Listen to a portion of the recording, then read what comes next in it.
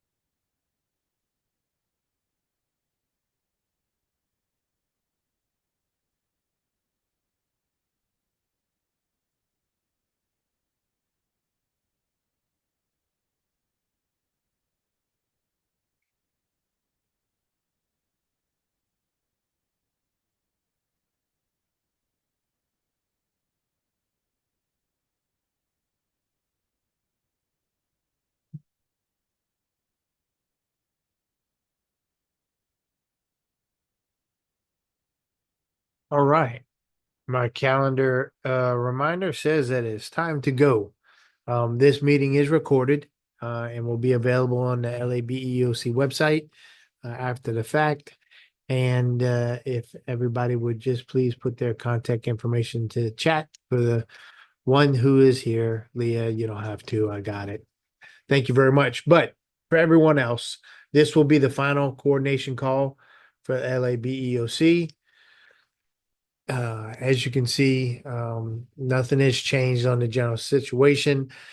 We just the most significant thing to talk about right there is that we haven't received the announcement of the federal declaration for PA and IA at this time.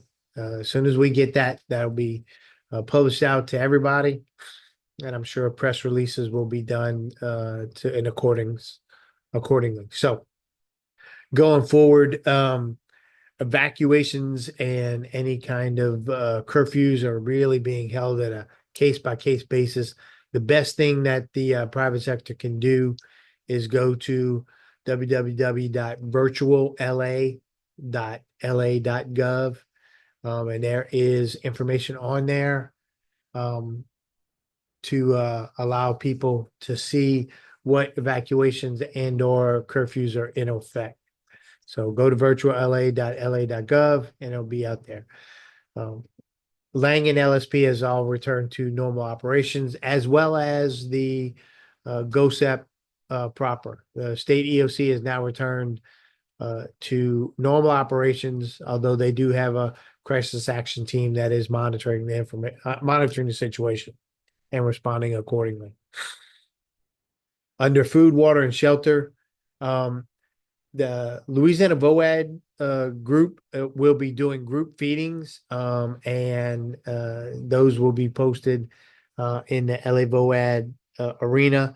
And I think those will also be posted at the local level, those means as well.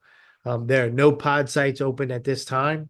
And so all pod sites have closed as of yesterday, closed the business. So they ran pods. Um, Saturday and Sunday. And what really is driving that train is what's happening in the energy sector.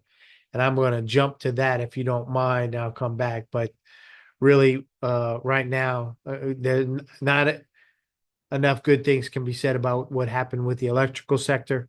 We There was a total of 404,000 customers that were out as of uh, Thursday morning. That was the high water mark for uh, electrical customers. As of 1:30 this afternoon, there were just over, or just under, I should say, 3,400 customers that are without power. That's over a 99% return to normal services since Francine made landfall. And we're down now to, as they say, the eaches, those customers that require um, special special equipment to do the restoration process, airboats, marsh buggies, and stuff like that. Those are all being moved into the area, but those will have some continued long lead times to get the power restored. So that's what's driving the train as far as there no longer being pods open, because 99% of the communities have been reopened. I'm sorry, returned to normal power.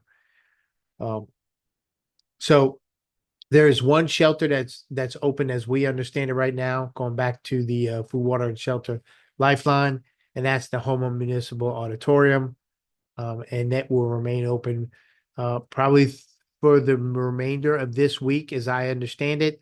But if the need goes down to the point where it no longer needs to be open, it will be shut down. But as of right now, and I do not have a current status on the population inside that shelter.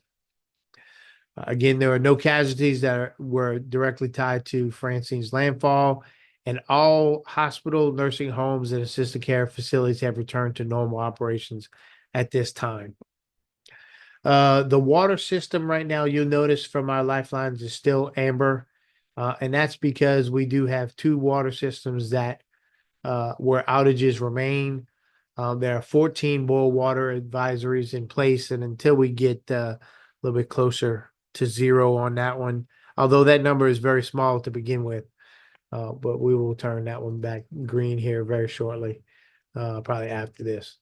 And there are no longer any sewer systems that require any services. The fuel system, fuel sector has returned to normal operations with no limitations there. Communications,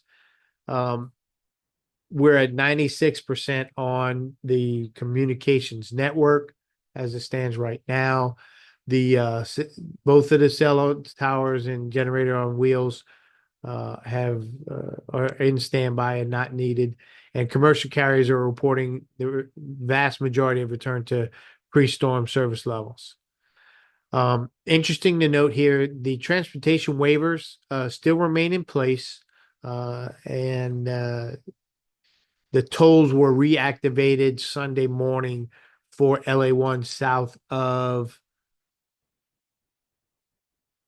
Golden Meadow, I think it was. The tolls are back in place on LA1 going towards Fouchon and Grand Isle. So that is returned to normal. Your best bet for updated information for the transportation network is 511.la. I'm sorry, 511la.org is where your best place of information for that is. No, there were no hazardous materials leaked or abandoned wells that had any spillage in the post-storm evaluations that were out there. And this will be the last coordination call unless something arises and we need to put out something to the entire private sector. And we are continuing to monitor the business surveys that were published on Friday. And so we have some responses. We'll be chasing those down for the eaches, try and help those businesses that need help out in whatever way we can. But for the response to Hurricane Francine, this is the last private sector call that we will conduct. We thank you very, very much for your time and attention. We're very, very thankful for those members of the power sector that have returned 99% of our customers back to having power within basically 4.5 days. So about a little over 100 hours, we were back almost to 100% customers. So that's just a tremendous amount of work in the electrical sector. Thank you very much. So with that, this is Jim Williams, LABEOC, signing off. Thank you. Thanks, Jim.